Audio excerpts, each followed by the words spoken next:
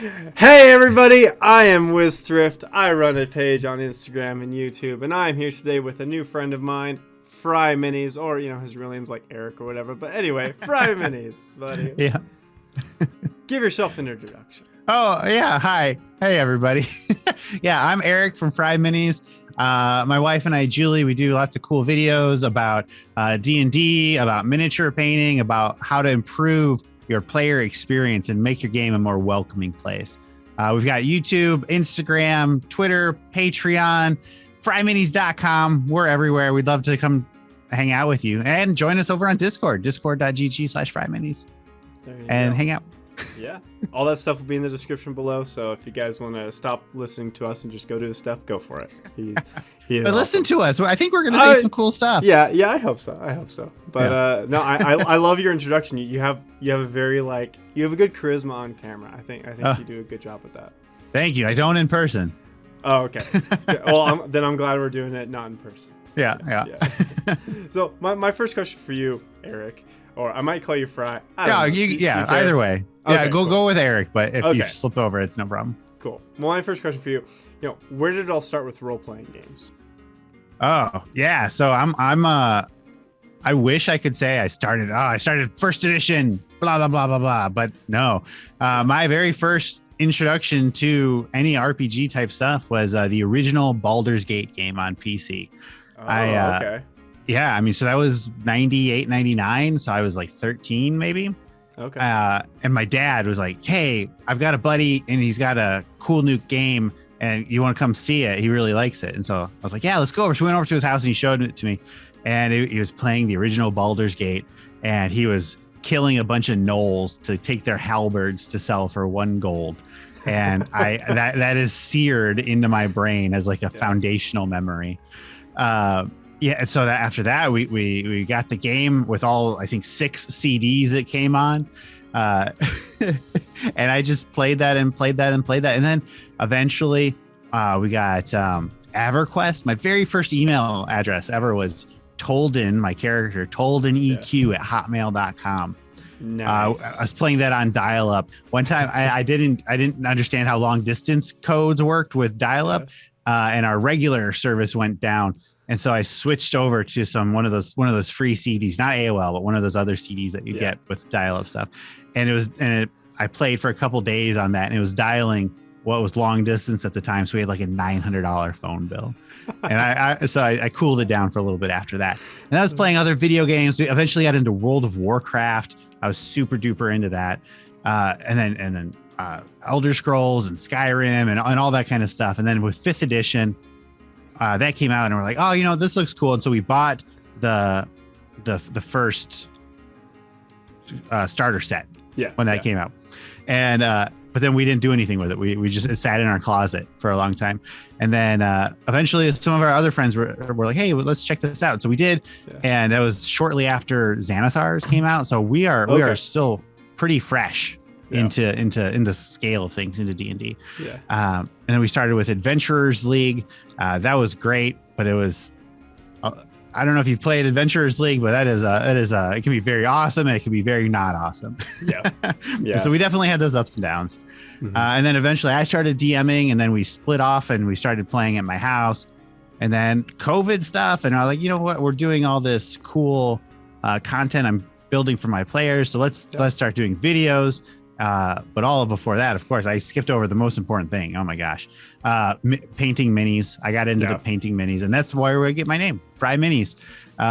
Because at the time I was just painting minis for the game. Mm-hmm. And my wife was like, hey, I don't have a way to show people like what you're doing. When I say you're painting minis, nobody understands it. So I started FryMinis Instagram as just like a catalog, basically. Like look at the minis I painted. If I had known I'd be doing this at that point, I probably wouldn't gone with FryMinis. Yeah.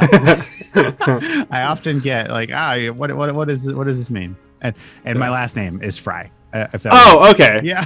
Cool. Yeah. We name all of our stuff like that because I'm very clever. So like my Xbox, I'll rename to Frybox, and our like Wi-Fi to FryNet and stuff like that. Dang, you're so clever. I know. So clever. Yeah. So then we started doing that, and Julie got more and more active, and now she's a huge part of all this, which is absolutely crucial. And she's so much better at it than I am. So it's nice to it's nice to have a helper, have a partner, an equal in all this. That's fantastic. Dang. I mean, that's so cool. I think, I mean, I got started with like just make believe games, but I think most people really, when they were like fantasy is cool as like books and video games. I think that's really fantastic. Do you find that like a lot of those like Elder Scrolls and Baldur's Gate, have those influenced how you play your games or how you run your games? I would say, yeah, I think that's a good question. I think particularly I know this doesn't exactly jive with the whole principles behind 5e, but I like the idea of not skill trees, but lots and lots of customization and getting players to make choices. One of my things I don't super love about D&D is like feats and ASIs. Like, it's so hard. Those decisions of whether you're going to bump your main stat or take a really cool thing, it's not a fun choice. It's because it's so critical and you get so few of them. Mm-hmm. It's not like a fun, like, oh, this is a high pressure thing. It's just like, I'm either not doing what I want to be a character defining ability, or I'm reducing my overall capabilities. So I like to give lots of feats. I like to give lots of options, lots of customization. That's really, I think, my biggest influence for video game type of stuff is customization. That's awesome. So if you say you give more feats, do you find that it kind of unbalances the game, or are you able to find a good way to keep it balanced with like making the players stronger? Yeah. Or like how does that work? So yes, the answer is yes. Okay.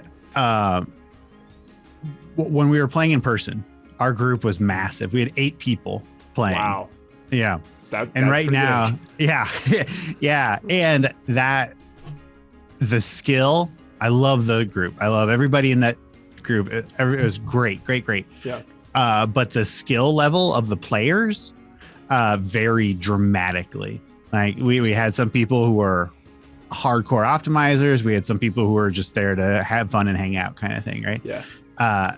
And my current primary group is me and Julie, and then another couple. So it's a small group, right? Yeah. So I feel like I've got a whole range well covered here that I can speak expertly on it. And I don't think balanced stuff matters. I don't think that all those build videos and optimization, I don't think any of that super matters, at least for my game. Because if I have a player, or if I have a player who has a character who is lagging way behind, well, guess what? The next quest is going to give them like an extra feat or something to get them up to speed with everybody else.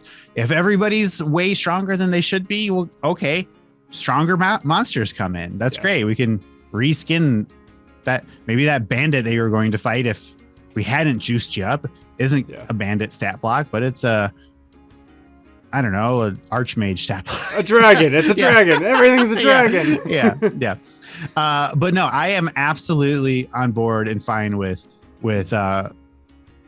shuffling things around. And if somebody needs to get an extra magic item, okay, and that's fine. And a lot of times when I talk about this in the comments, we'll get things like, well, that's not fair. Your other players aren't going to feel rewarded or whatever. Mm-hmm. And that's just not the case. I mean, it might be at your table, and that's fine. But the people that I'm going to play D&D with understand that we're here to have an experience. We're here to have fun, and we're here to make everybody feel like they're participating and contributing. Yeah. And I don't like to play with people who are not on board with creating a great atmosphere for the group. Yeah, no, I definitely agree. If your players are fighting over magic items, or having trouble with thinking, oh, but mom, they have this. Why can't I have this? It's like, if they're acting like that, then maybe find a new group. Or hey, if that's how you guys like to play, that's totally fine. But like, just like you, Eric, my group, we're supporting each other. We're having a collaborative storytelling experience, which Exactly. I think is what D&D is actually about. And so it's like, if I give or am focusing on one character for a little while, the other characters, they don't care. They're just having a good time being a part of it. So like, yeah, I definitely agree. And that's why I wanted you to elaborate, is because I think it's really interesting to see how people, their perceptions of balance and monsters. Because some people are like, look, past level 10 is so hard. It's like, I don't think it's that hard, actually. If you put a dragon in front of your players and it gets them with its breath weapon, it's gonna hurt. And then if you give it a multi-attack of like 3 attacks, it's gonna hurt. So like, I don't know what people are talking about. I've been doing higher levels recently, and it's not as hard as people say. I don't know. Yeah, with Adventurers League, I feel, in my experience, you see that more often. That kind of I'm out for myself kind of attitude. Yeah. And like I get it when it's like a totally random table and it's a one shot, and like you don't want to risk your character dying for somebody you don't know. I get that. But I think that's pretty narrow window. And truthfully, with Adventurers League, my favorite tier to DM was tier 3. So 11 is 17 or whatever. Because you can throw all this crazy stuff. Here's a god. Like Oh, 4 purple worms are in this module. Okay. But generally, as a player, my favorite is tier 1. I like a dangerous game. I like having a very real opportunity for death. I like that risk and reward kind of balance. Now, my games aren't actually like that, because my other players don't like that. They like to play the more heroic main character of a TV show kind of thing, where they're just plot armor. And unless there's like a story kind of motivation for a death or something, it's just not going to really happen. And that's cool. No, that's awesome. I like that.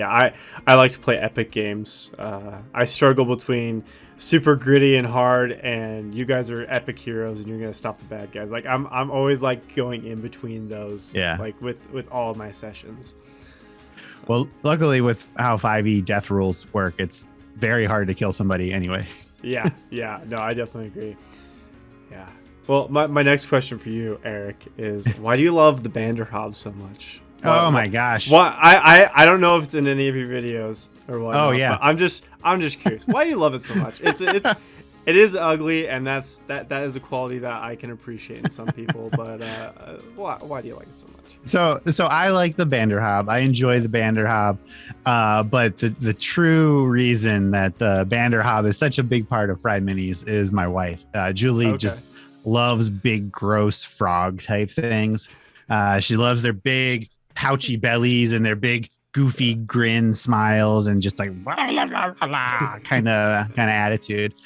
She does not like the lore of the Banderhobb of being created by hags to go steal children, basically. So we have and you can come get it over on our Discord server, but we've got a PDF of the Banderborn. It's a playable race of Banderhobb type creatures that were a different witch was tired of how Banderhobbs were being treated, so she created the Banderborn, and like they can talk, whereas actual Banderhobbs can't. And they've got similar like swallowing and tongue mechanics and stuff like that. And we even came up with a Path of the Banderhobb Barbarian. I saw that.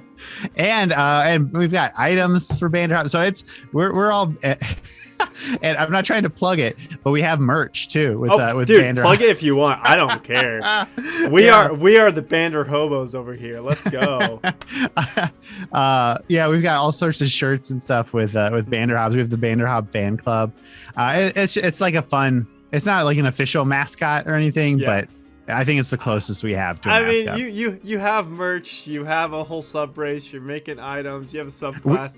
We commissioned custom art. The Banderhobb art we use. Yeah. Julie hired an artist to do that.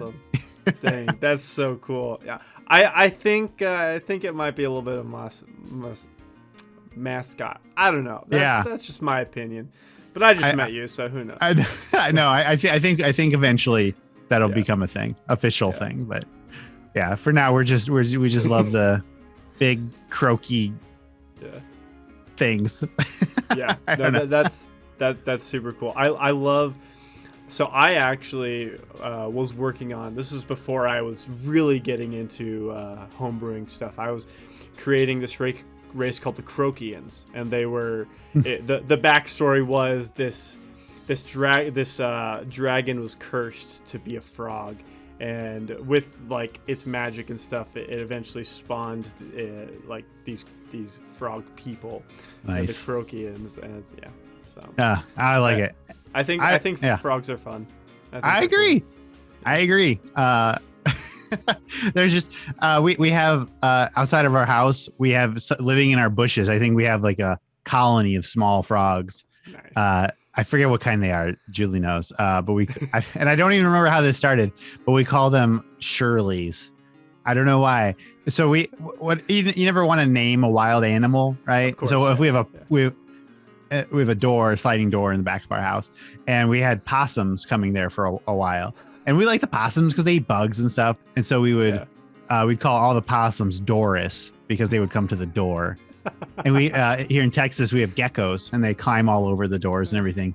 And we call them Cups because of their suction cup. So we're like, Cups is here. Yeah.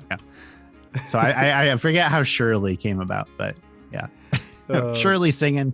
Yeah, that's hilarious. Dang, being married is fun. It is. You have funny moments like that. Dang, that's hilarious. Your wife. I haven't really watched much of the video that she's done, but she seems really amazing. You're a lucky man. Absolutely true. Oh, that's awesome. Yeah. No, I like the story behind Banderhobbs. I think that's really fun. I think that's really cool. There is something about that though, like loving ugly creatures and kind of taking them on as a part of you. I think there's something with that. I don't know what it is, but people love doing stuff like that. Yeah, it's you remember in in Ant-Man when he gives his daughter that doll and then she's like, it's so ugly, I love it, or whatever. Yeah, just like that. Yeah, it's like my wife when she decided to date me. He's so ugly, I love it. Yeah. Well, one of my next questions for you is you're all about miniatures. It's always seeing your name. But where do you think is the best place to buy miniatures for painting? What are your opinions on that? Yeah, no, I think that's a good question. I think generally supporting small businesses is absolutely a great thing. Of course. So heading over to your friendly local game store, I think is always going to be your best bet. Okay. Kind of morally. Yeah. Like that's just a good thing to do, supporting a local business. But with how businesses operate versus something like Amazon, it can be a challenge because something just like exactly like how Amazon can sell a brand new book for $30 and the store has it for $50. Yeah. Because they can eat that cost. Similar things happen with minis. So I do my absolute best to not buy minis from Amazon, but if I do need to buy some minis from online, I like to get them at miniaturemarket.com. Not a sponsor or anything. Yeah. But they good customer service. The quality is always great. Shipping times and prices are good. Huge selection. I like that you can buy individuals. So if I'm looking for another Banderhobb, with the pre-painted versions, for example, they have singles available. And to the best of my knowledge, none of the local stores around me sell singles. So if I want a single, that's my option there. Okay, sweet. Also, of course, if you go to like D&D Mini, that's WizKids, the most popular, I guess. Yeah. I don't have data to say they're the most popular, but the official D&D miniature company, they you can get minis there, and they do lots of like pre-order bonuses. But the trade-off there is that you're paying full price. So that brick is going to be like 160. A brick is 8 boxes. And and you're paying $160 for it. But if you order it off Miniature Market, you're at like $130. Gotcha. And I think it's important to keep in mind that Miniature Market, although they ship like everywhere, it's still a small business. They've got like 2 locations. Like it's wow. Like you want to invest in your own community, but truthfully, I mean, because of COVID stuff, I don't really go into gaming stores anymore. Yeah. Before I did all the time. I used to game in the stores all the time, but not so much anymore. That's nice. Yeah, because I do want to get into miniatures. I'm not really doing many home games at all, but I don't know. It's fun to collect stuff. It's fun to have that stuff. And as nerds, we find ways to spend our money. We get pretty good at that. Speaking of spending money, if you do want to get some minis, one of the most cost-effective ways for unpainted minis is through Reaper Minis. They're here in Denton, Texas, just nearby Dallas, and they have unpainted minis. They've got a bunch of really, really, really great minis, awesome sculpts, really good quality, very, very affordable.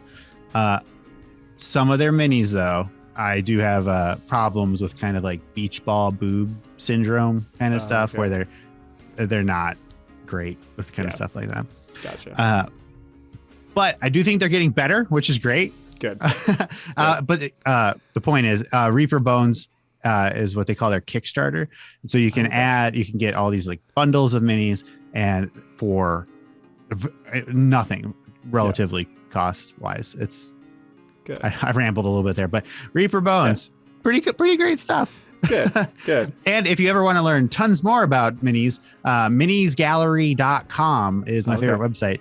It's a forum, and they run a whole like gallery of all past minis and like even older minis. Good. Minisgallery.com, really cool. I thought you were gonna plug yourself about miniatures, but I guess not. Well, I don't do like commission painting or anything. Yeah. I don't know. I think I'm a good painter. I don't think I'm a great painter that I could charge the kind of prices I would need to make it worth my time to sell. Yeah. If that makes sense. Yeah, for sure. Now, if somebody ever wants to be like, hey, here's $200 for a mediocre mini, let me know. But yeah. First one to do it. Eric over here. Yeah. That's awesome. No, I think it's such a fun hobby because it's so versatile, and it's like there's so much you can do with it, and not just with like just D&D, but if you want to get into Warhammer, or if you just anything you really want to get into, I think it's out there. Yeah, and I mean I had never painted something outside of like finger paints before I started painting minis, so I don't come from like a painting background or something like that. And using regular paints, I think it's easy to get into. It's one of those things that's easy to learn, hard to master type of thing. But something that I think is just phenomenal, although truthfully it feels like cheating sometimes. There's a line of paints called contrast paints.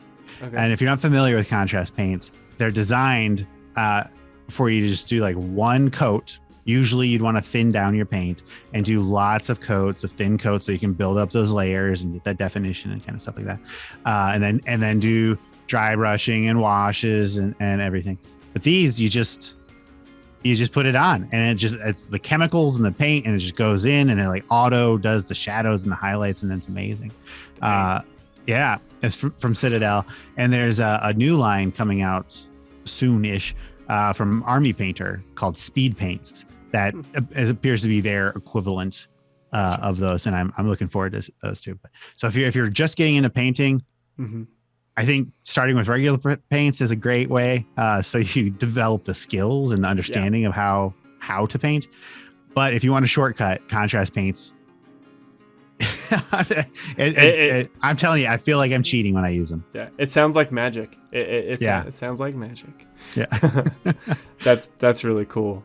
Dang. Yeah, I mean, and what about like for actual like painting tips? Do you like what's a good way to get started? Is like get some miniatures that you won't care about and just practice on those, or like, what do you think? Yeah, so no, you're right. Buy some minis that you don't need to worry about. Don't have the very first mini you paint be that $40 Hero Forge. Yeah, well, yeah. Tiamat. Yeah. I just I learned to paint through Reaper. Reaper Minis, they have some learn to paint kits with excellent tutorials of literally. So like they give you the mini, they give you the brush, they give you the exact paints they're going to use. WizKids has a version of those now with specific minis for like their paint night kits. But those are recent. Reaper's been doing this for a long time, and they walk you through different techniques. Here's how to do it, and just give it a shot. And if you mess it up, like who cares? I mean, if you start with like a skeleton, that Reaper bone skeleton was $2.99 for 3 of them. Like it's not a big deal. I mean, to me. Yeah. I mean, and your players are probably going to kill that skeleton pretty quick anyways. So yeah. I mean, I don't know if you can see, but this is a wall of minis. All these drawers are full. I've on the other side, and this goes down and up here too. And I've got a closet full of minis, some unpainted, but mostly, or some painted, but mostly unpainted. I've got a whole, like one of these full of unpainted minis. Nice. So if you get into this, like you're going to have more minis. Yeah. No, good. I'm finally in a place where I'm not in debt or like at $0, living paycheck to paycheck. So I'm like, I can now kind of get into another hobby like that. So it's good to know. Good to know that there's lots of these resources that you, who is known for your minis, can give to me. Yeah, and of course we do have some videos, some painting tutorial videos on the channel. They never do as well as I would like. Yeah. So I don't do as many of those as I would love to, but maybe if I have more hours in the day at some point. But the very first minis I bought were pre-painted because I hadn't started painting yet, right? And one of the first YouTubers I ever found was a Blandco, and he has like a little puppet, but he has a lot of really great advice and tips on how to do things economically. And he turned me on to a thing where if you go on Amazon, you could buy, or eBay, you could buy these like lots of minis so like these companies that buy like old minis, and then it was like $30 for 30 minis or something like. But now like everybody knows about that, and so now they've got it. It's like the opposite. Like it's the last thing you should do, because you're paying $100 for 30 minis that are old sets and stuff. So that used to be like such a great way to get, like just like a foundational supply of minis. But I mean, I can't blame them for doing their business. Yeah, of course. I meyou that's what it's all about. You know, making money, business, all that. Yeah, resellers. Yeah. But one of my last questions for you, Eric. You other than the minis and focusing on the D&D books, you do a lot of like player advice and stuff. Yeah. Do you have any advice for like what would be your main piece of advice for new players? Oh, for new players.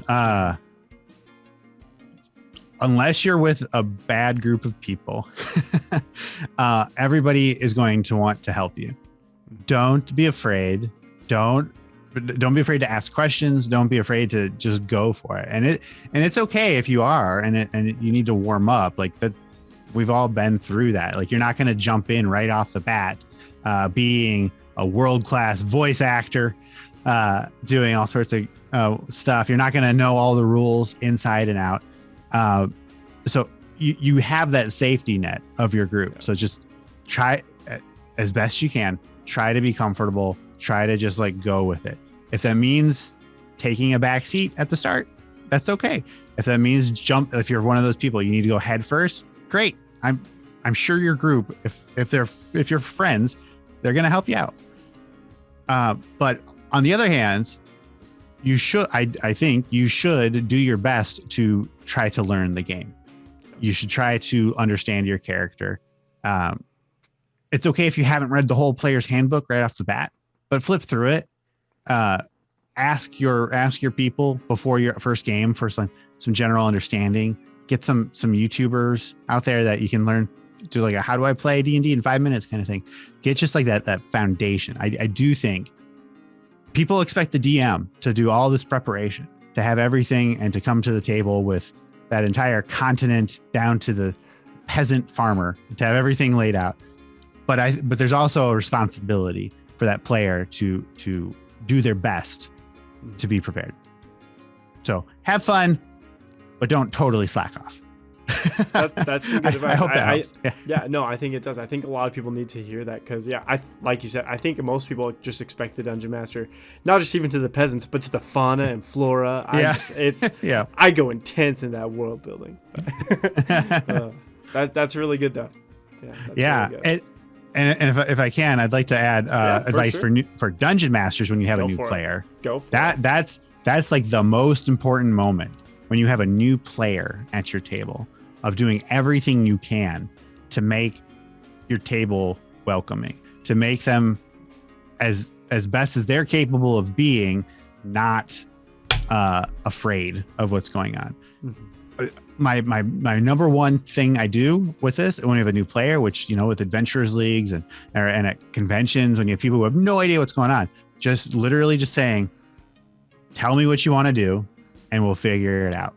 Now, if you're 6 sessions into a new campaign with a new player, like, you probably should have moved on from that part. But those first couple of sessions, you want to attack it? You want to fight that goblin? Okay, cool. You want to get on the horse and run away? Okay, let's tell me, and then I'll handle all the heavy lifting, and we'll get it going. So just nice. What do you want to do? Let's do it. That's awesome. That's it sounds. I wish that was like a very obvious thing, but more and more experience I have, the less and less I know that, or the more and more I don't see it as much as I yeah. I definitely agree. It can be hard, and I think sometimes dungeon masters, when a player still struggles with that stuff, it's hard sometimes to keep pushing it, because sometimes they just don't get it. And so it's one-on players. They still kind of struggle with some of that stuff, even though we've been playing for almost 2 years now. So. With that large group, the 8-person group, where we had very long time playing. We had some players who were just didn't. The rules weren't a thing to them. Yeah, and that's when you need to make a decision of, are we going to adapt the game to that kind of a person, or does that person not need to be at the table anymore? Mm-hmm. And hopefully you're able to adapt the game. Yeah. But if you've got 7 people over here playing one way and then one person playing this way, and there's no wiggle room from them, no attempt. I mean, and not every group is going to work out, right? But exactly. But just I would say, let them have it. If you're really that dedicated and to not learning the rules, and they're your friend and you don't want to kick them out, that's fine. When it's their turn, say, okay, you're going to attack, right? And just have them do their attack. Don't worry about anything else or whatever. Just have like a basic thing that they can do, so they're still involved. And then just maybe if you're like using CR to calculate your encounters, maybe just remove them or only count them as half their level or whatever. Something to, like, this person is not going to be as mechanically powerful as they should be. Yeah. And that's just what it is. Yeah. No, I like the honesty. I really appreciate that. It's good to hear. And it's good information, good advice. Communication solves 99% of problems. Yeah. No, in D&D, I think. Yeah. I definitely agree. And if you have to talk to a player if you have a problem with them, try to do it in private. People they're going to respond better when you're not picking them out in the crowd, kind of thing. Yeah, for sure. Well, Eric, thank you so much for. No, that's great. No, you said some fantastic stuff. I'm gonna clip some of those and post those individually, because you said some good stuff. You really did. Fantastic. Yeah. Thank you. Well, cool. As we're ending here, what do you want to plug? What do you want to shout out? Do it. Oh, everything. Yeah. Okay. So every month on our Patreon, Patreon. I can't even say it. Patreon.com /FryMinis. We have all sorts of cool stuff over there. We've got free or PDF content. We do all sorts of if you have questions and you want feedback, you can submit to me and I'll give you feedback and review stuff, all the way up to once we get enough at the higher tier, we might do games, all sorts of cool stuff. But if you only do one thing, come over on Discord. Like, of course, I'd love for everybody to join us on YouTube too and subscribe there and everything. But the community that we've built on our Discord is just shocking to me how awesome it is. Talking to people, listening to their ideas, sharing mine, working through stuff, and just chit chatting. And sometimes, I mean, people go through like emotional times, and we work through. And it's just, it's absolutely. I never anticipated any of this kind of stuff, right? But I really, the last thing I ever expected was to build such like an awesome group of people on Discord. Yeah. So discord.gg/FryMinis.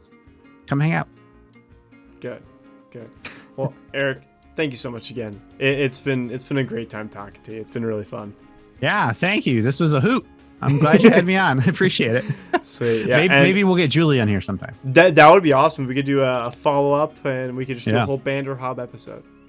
She would be down for it 100%. She even made little Banderhobb eyeballs. Oh, that's like a hat. Yeah. Yeah. Dang, that's hilarious. Yeah. Well, we'll definitely do that. Thank you so much, and I'll talk to you again next time. Yeah. Thanks, everybody. Yeah. Bye, Eric. See you later.